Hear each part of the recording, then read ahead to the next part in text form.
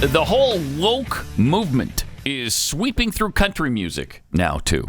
No. Yeah. Yes. During the 2023 Country Music, is it the Country Music Television Awards?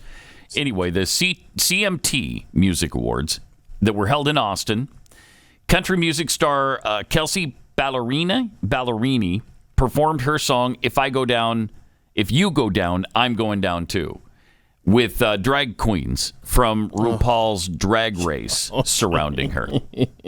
Isn't that perfect? She appeared to be taking a shot at the customary home of the awards show, Tennessee, which recently passed a bill to limit sexualized entertainment visible to minors. Again, try to protect children, and of course, they don't like that.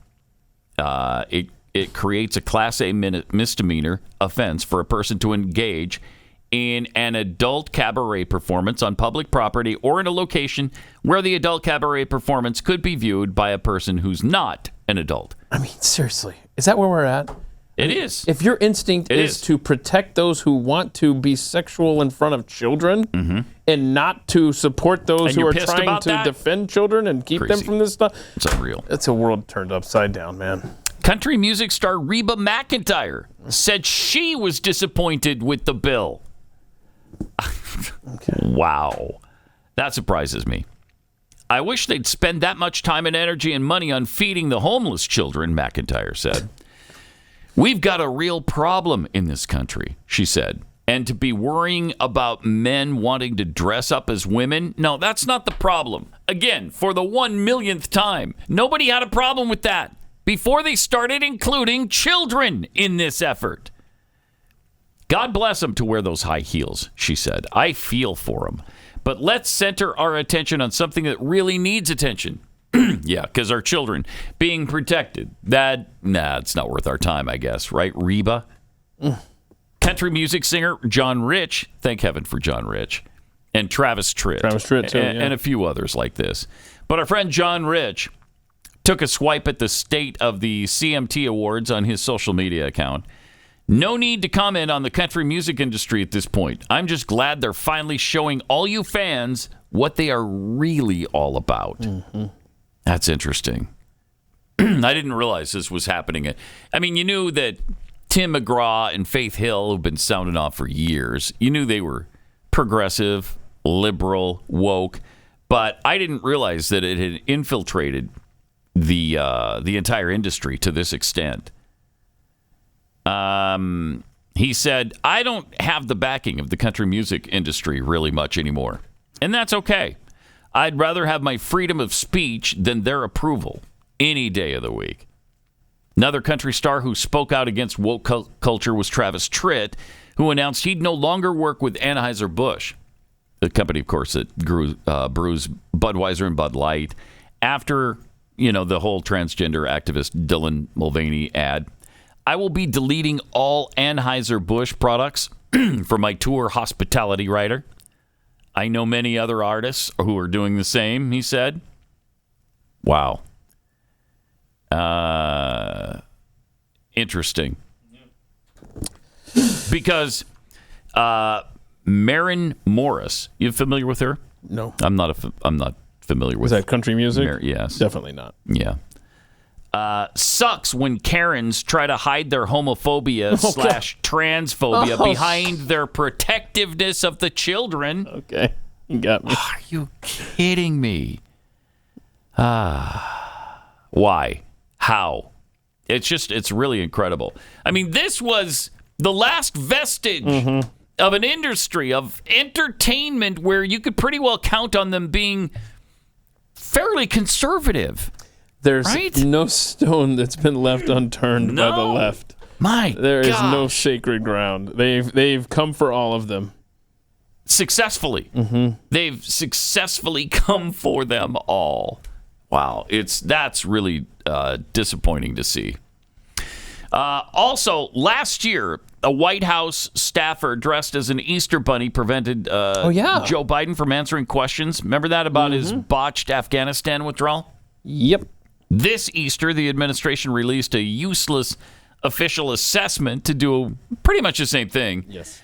And you won't be shocked to discover that the administration places most of the blame for the deadly debacle on Donald Trump. Yeah, that's what we said yesterday, That's where they decided they would lay the blame. It's not shocking at all that they... What is it that Kirby said about the report? It's not about accountability. It's not about accountability. It's not about that.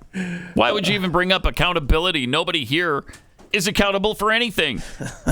Which David Harsani, who used to work here at the Blaze, also noticed and mentioned that this administration accepts no responsibility for anything. Thank you for noticing that, David, because it's an amazing phenomenon from the guy who said the buck stops with me, and it never has. Never once has the buck stopped with Joe Biden or anybody in his administration. Yeah, but yesterday was a big day and a big victory for Joe Biden, who has single-handedly stopped the COVID epidemic in this country. He decided. Oh, is that right? Yeah. They went ahead and ended the national emergency, the COVID emergency, yesterday instead of waiting until mid-May like it was originally. Okay.